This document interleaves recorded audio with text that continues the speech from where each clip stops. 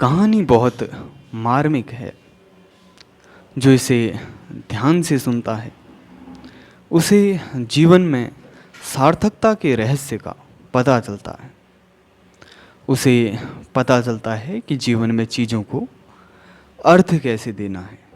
एक किसान की बहुत सुंदर पुत्री थी और एक नौजवान युवक उसे पसंद करता था। वो युवक उससे विवाह करना चाहता था और वो अपनी इच्छा को लेकर उस किसान के पास गया। और किसान एक पिता होने की वजह से, एक पिता की अपनी अपेक्षाएं हैं, एक पिता की अपनी कसौटी है, अपना दृष्टिकोण है चीज़ों को देखने का, परखने का। तो उसके पिता ने कहा, ठीक है, मैं तुम्हारा विवाह अपनी पुत्री से करा दूंगा, लेकिन इसके लिए तुम्हें एक परीक्षा उत्तीर्ण करनी होगी। उस युवक ने प्रसन्न होकर कहा, मुझे इसके लिए क्या करना होगा?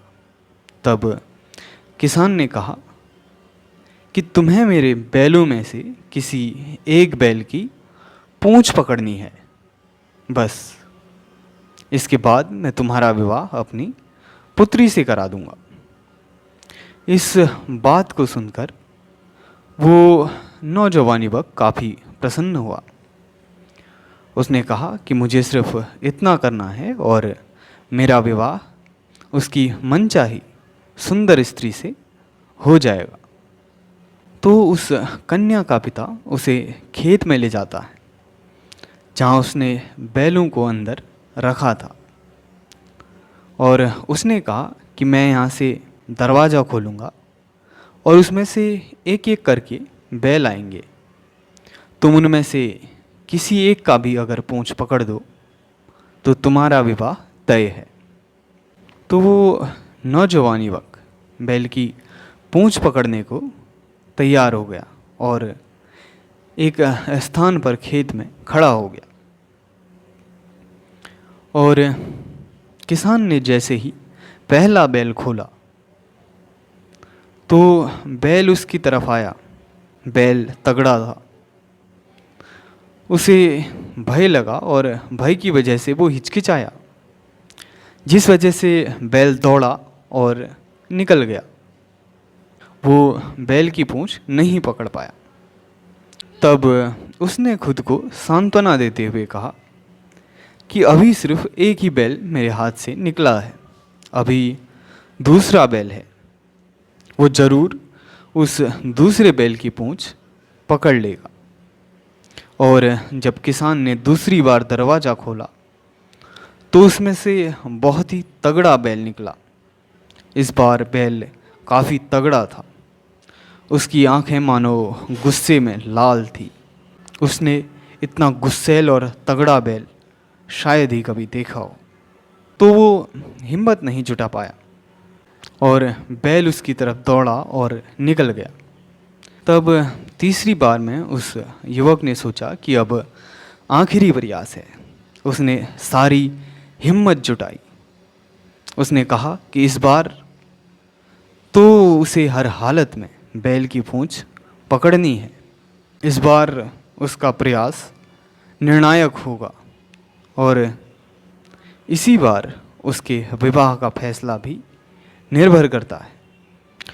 तो जब किसान ने इस बार तीसरी बार दरवाज़ा खोला तो उसमें से काफ़ी दुबला पतला और निर्बल सा बैल बाहर आया। अब युवक उस बैल को देखकर काफ़ी प्रसन्न हुआ। उसके कानों में शहनाई बजने लगी। उसने कहा कि अब तो मेरा विवाह तय है। और जैसे ही इस बार सारी हिम्मत जुटाकर वो बैल की पूंछ पकड़ने के लिए गया तो वो देखकर अचंभित हो गया। उसने देखा कि बैल की पूंछ नहीं थी। कहानी प्रेरणा देती है प्रयास के लिए, और चीज़ों को आने वाले समय के लिए स्थगित नहीं करना चाहिए। ये सिखाती है। क्योंकि सब कल होगा, परिस्थितियाँ कल अनुकूल होंगी, और जो भी प्रयास है उसे कल या आने वाले समय में किया जाएगा, ऐसा नहीं सोचना चाहिए। सब कल होगा। कलियुग शब्द में भी कहीं ना कहीं कल छिपा है कि चीज़ें कल पे टाल देते हैं। जो चीज़ें निरर्थक हैं, व्यर्थ हैं, उन्हें नहीं किया जाता है और ना ही करना चाहिए, क्योंकि इससे व्यर्थ का दुख और कष्ट जीवन में बढ़ता है। तो जिन चीज़ों को टालना है, स्थगित करना है, जो अनिवार्य नहीं, उन्हें करना ही नहीं चाहिए, और जो आवश्यक है, महत्वपूर्ण है, उन्हें कभी भी टालना या स्थगित नहीं करना चाहिए। जीवन है, अवसर है, वर्तमान में रहते ही सही चुनाव कर लेना चाहिए, और चेतना है, स्वतंत्रता है चीज़ों को चुनने की। तो समय रहते सही चीज़ों का चुनाव कर लेना आवश्यक है। वर्तमान ही एकमात्र वो समय है जहाँ तीनों कालों का मिलन होता है। जिस बिंदु पर तीनों काल मिलते हैं, और सारी प्रेरणा, जितनी भी प्रेरणा है, उसका सार यही कहता है कि समय रहते प्रयास करो। और चीज़ें सरल हैं, कम से कम उतना बेहतर करो जितना आपको पता है, या जो भी आपको पता है उसे बेहतर तरीके से करने का प्रयास करो। स्वयं को इधर उधर मत भटकाओ, एक चीज़ पे केंद्रित रहो और अपनी निरंतरता, अपना सतत प्रयास बनाए रखो। और जीवन में अगर विपत्ति आए, जीवन कठिन लगे, जीवन में धर्म संकट हो, तो कभी भी उसे निरर्थक ना जाने दें। साहस करें और उसे सार्थकता दें, क्योंकि आपके लिए चीज़ों का अर्थ सिर्फ साहस करने में है। जो चीज़ें आपके लिए सरल हैं, उनमें आपके लिए मूल्य नहीं छिपे हैं। जिस तरह इस कहानी में दुर्बल बैल की पूंछ नहीं होती है। अगर जीवन में आपके बहुत बड़ी समस्याएं हैं, धर्म संकट है, विपत्तियां हैं, तो उन्हीं में आपके लिए मूल्य भी छिपे हैं। और जितना बड़ा साहस, उतने बड़े मूल्य, उतना बड़ा अर्थ। और कभी भी प्रतीक्षा ना करें अवसरों के लिए, और ना ही इस बात का इंतज़ार करें कि आप बेहतर होंगे तो तब आप कुछ करेंगे। शायद कुछ करने से ही आप बेहतर बन पाएँ। और जैसे जैसे मनुष्य की चेतना विकसित होती है, वैसे वैसे अस्तित्व भी अपना सामंजस्य दोबारा से बिठा लेता है। वो कुछ न कुछ नए प्रयोजन आपके सामने प्रस्तुत कर देता है।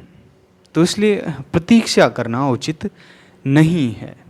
आपको साहस कर स्वयं ही प्रयास करना होगा, और आपका प्रयास ही सबसे बड़ी बात है। आपका प्रयास सारी प्रेरणा का सार है। सारी प्रेरणा यही कहती है कि कुछ करो, अपना प्रयास करो। और अगर थोड़ा विस्तार में कहा जाए तो प्रयास करो, चीज़ें सरल हैं, हो सकती हैं। प्रेरणा सिर्फ इतना कहती है। और चीज़ों को अर्थ भी आपके प्रयास से ही मिलता है। कभी भी अच्छे अवसरों की प्रतीक्षा ना करें, समय रहते प्रयास करें और अपना धैर्य बनाए रखें। धैर्य बनाए रखने में और प्रतीक्षा करने में अंतर है। जो धैर्य है उसमें कभी भी अपेक्षा नहीं होती किसी चीज़ की, और जिस व्यक्ति में धैर्य है उस व्यक्ति के लिए समय पर्याप्त होता है।